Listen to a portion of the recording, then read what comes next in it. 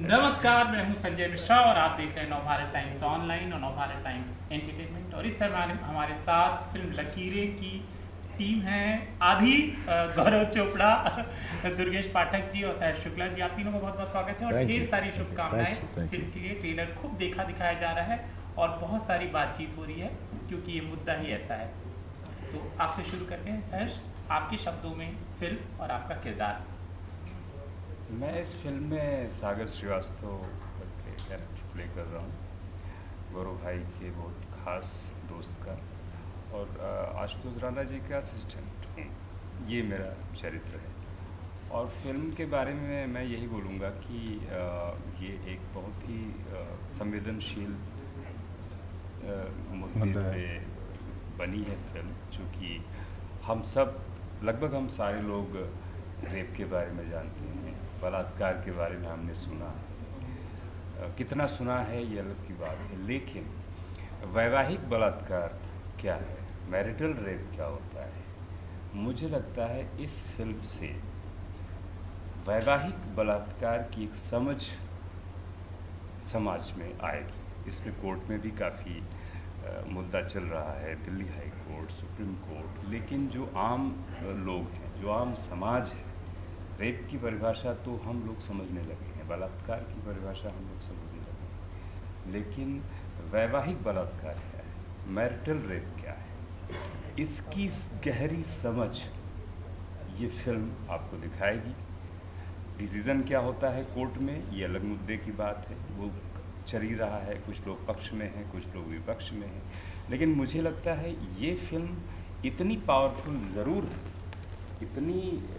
ज़रूर है कि अगर ये अच्छे से प्रेजेंट कर दी गई समाज में और लोगों ने देखा इसको, जो कि देखना चाहिए, चाहे माउथ पब्लिसिटी के थ्रू, ये फिल्म अगर आपने वाकई दिल से देखा तो एक समझ ज़रूर आपके अंदर डेवलप होगी कि मैरिटल रेप क्या होता है, आपके अधिकारों की बात आपको समझ में आएगी कि शादी जैसी पवित्र संस्था, शादी के बाद पति पत्नी में शारीरिक संबंध एक स्वाभाविक सी बात है, खूबसूरत चीज़ है, लेकिन उसमें जब ये वैवाहिक बलात्कार जैसा मुद्दा होता है जो कि हमारी समझ में नहीं आता है, हम कर क्या रहे हैं, हम नहीं समझते, हम कर भी रहे हैं और हमें इस बात का एहसास नहीं होता है कि ये हम रेप कर रहे हैं।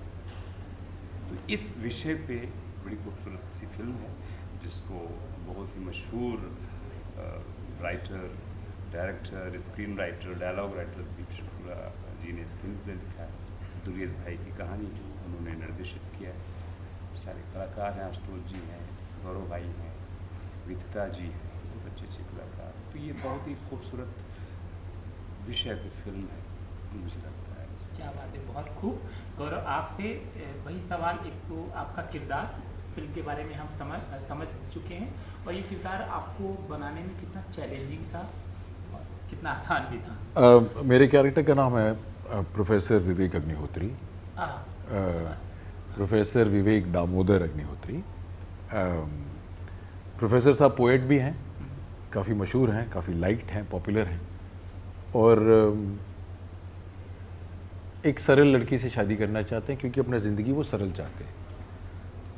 शादी हो जाती है, ऐसी लड़की मिल भी जाती है, फिर उसके बाद उनके बीच में ऐसा क्या होता है कि ये मामला कोर्ट में पहुंचता है, इसके ऊपर डिबेट होती है, इसके ऊपर इतने पहलू निकल कर आते हैं, और इनके इस रिश्ते के ज़रिए हम ये सवाल समाज से पूछते हैं।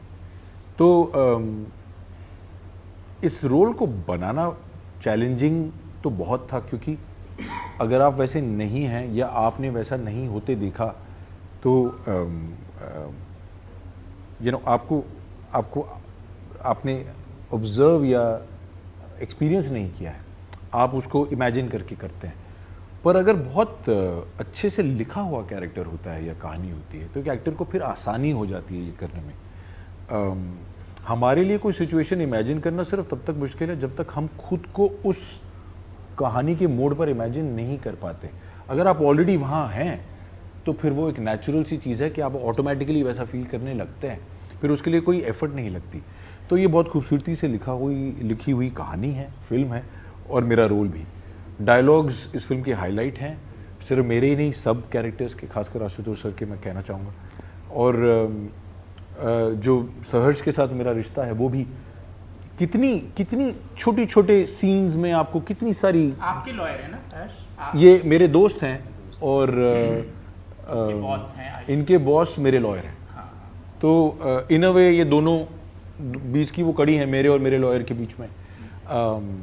और लॉयल फ्रेंड हैं, अपनी तरफ से हमेशा अच्छी एडवाइस देने की कोशिश करते हैं। बट उस रिश्ते में भी, सिर्फ पति पत्नी के रिश्ते में भी, जो हमारे भी डायलॉग्स और सीन्स हैं उसमें आपको बहुत अच्छे खूबसूरत मोमेंट्स मिल जाते हैं, या एक डायलॉग में 5 कहने वाली बातें मिल जाती हैं।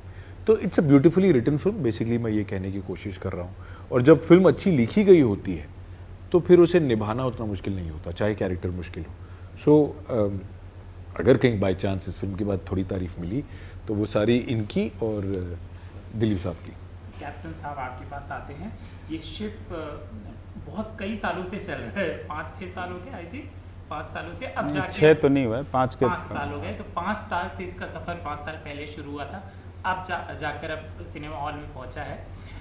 कहाँ से कैसे शुरुआत हुई थी, कैसे कास्टिंग की थी, बहुत सारी बातें होंगी जो आपसे जानना होगा।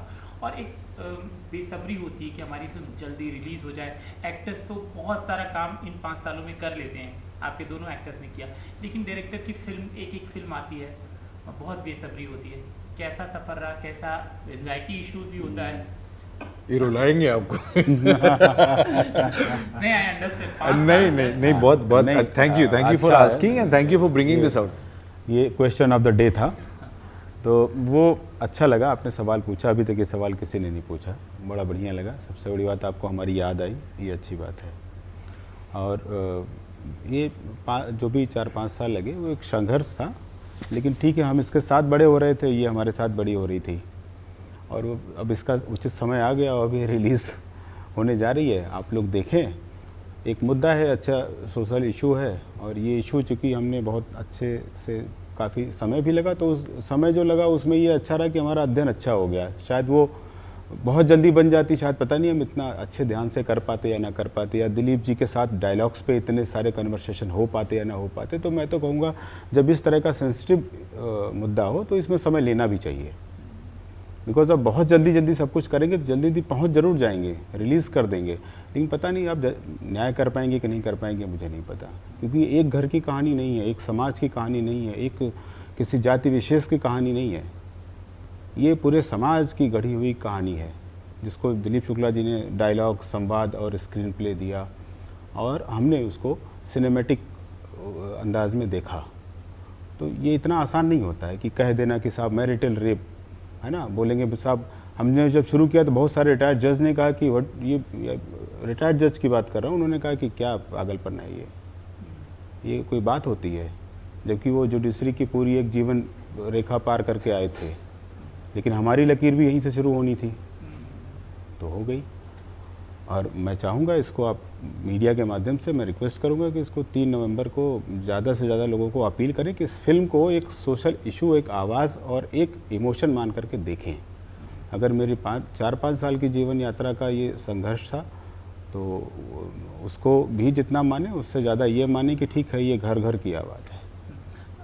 अंतिम सवालों की ओर हूँ मैं कह रहा था कि 5 सालों की जर्नी में कुछ ऐसी चीज़ें होंगी, जैसे कास्टिंग के दौरान गौरव को फ़ोन किया होगा आपने, फिर एक्टर्स के नखरे भी होते हैं कि नहीं मैं नहीं करूँगा क्या क्या स्टोरीज हैं, भूल गए आप? ये मुझे लगता है कि बड़ा अच्छा रहा, इन्होंने कभी नखरा नहीं किया। ना इन्होंने नखरा किया, ना रिस्पेक्टेड आशुतोष राणा जी ने नखरा, किसी भी आर्टिस्ट ने कभी ये सोच करके नखरा नहीं किया। सबने बल्कि सपोर्ट किया, बोले कि अभी आज भी मीडिया प्रमोशन के लिए हम लोग यहाँ पे बैठे हुए हैं, मीडिया से संवाद कर रहे हैं। इस संवाद के लिए भी इन्होंने खुद फ़ोन किया कि हमें कितने बजे आना है, हमें नहीं फ़ोन करना पड़ा। तो मैं इन लोगों को सैल्यूट करता हूँ, इन लोगों ने हमें साथ दिया। सहर्ष जी हैं और जितने भी आर्टिस्ट हैं, ये सारे लोगों ने, सब ने हमसे ज़्यादा काम किया है, सबके पास हमसे बहुत कहीं ज़्यादा अनुभव है। तो ये अच्छी बात है कि इन लोगों ने हमें सपोर्ट किया, ताकि हम इस फिल्म, इसको मतलब ये मुद्दा है ना, इसको फिल्म के रूप में ला पाए। आशुतोष राणा जी ने एक बातें डिस्कस करी कि ठीक है, हाँ, ये इस बात को, इस धारा को हम डायलॉग्स में बोलें कि ना बोलें, अवॉइड कर दें। शायद वो धारा इम्पॉर्टेंट नहीं है, इसका इमोशन इम्पॉर्टेंट है। ऐसी बातें भी डिस्कस होती थी। तो ये तो मेरे लिए भी सौभाग्य की बात है कि हम ऐसे एक्टर्स के साथ में, ऐसे राइटर के सपोर्ट से हम इस मुद्दे को ला पा रहे हैं आपके बीच में। देखिए, जहाँ पे स्पॉटलाइट होता है वहाँ पर अगर इस तरह की घटना होती है तो खबरों में आती है, खास मैं बॉलीवुड की बात कर रहा हूँ। यहाँ पर भी रियल लाइफ में ऐसी घटनाएं होती हैं। ऐसी कोई रियल लाइफ की नियर डियर लोगों की घटना या जो खबरों में मीटू के समय बहुत सारी ऐसी बातें आई थी, मतलब या आपके नियर डियर में ऐसा कुछ हुआ हो जो आप इस समय शेयर करना चाहें? फिल्म भी आ रही है और मुद्दा भी चल रहा नहीं, है। एक तो देखिए, मैं ये ज़रूर कहना चाहूँगा कि एट वन लेवल हम रेप की बात कर रहे हैं, बट जैसा ये दोनों भी कह रहे थे, मैरिटल रेप एक बहुत ही पेक्यूलियर वर्जन ऑफ रेप है, वो ज़्यादा कॉम्प्लेक्स है। आई थिंक उसमें रिश्ते की वजह से एक मानसिक पीड़ा बहुत है कि मेरा कोई अपना जो मुझे जिससे मुझे प्रोटेक्शन की उम्मीद है, वो मुझ पे अटैक करता हाँ, है। ये मतलब किसी अवसर की बात नहीं करती ये फिल्म कि वो जिस मुद्दे की बात आप कर रहे हैं वो अवसर की बात कर रहे कि वो एक दिन किसी के साथ कोई घटना हो गई। हैं। हाँ, तो ये कॉम्प्लेक्सिटी है रिश्ते के अंदर, हक और दायरे और उनकी लकीरें की बात होती है। मैंने अपनी निजी ज़िंदगी में अपने आसपास कभी ऐसा नहीं देखा। इनफैक्ट मैंने कोई दूसरा रेप वाला केस भी नहीं देखा। मैं किसी लड़के को नहीं जानता जिसने रेप किया, दूर दूर से भी, और मैं किसी लड़की को नहीं जानता दूर दूर से भी जिसके साथ रेप हुआ। मैं इनफैक्ट जैसे बहुत सारी लेडीज़ को जानता हूँ मेरे रहन सहन में, मेरे आसपास, जो बहुत ओपनली बाकियों के सामने ये कंप्लेन करती हैं कि उनके हस्बैंड उनके साथ इनफ सेक्स नहीं करते। तो मैं तो एक्चुअली कम्प्लीटली डिफरेंट ऑब्जर्वेशन है मेरी।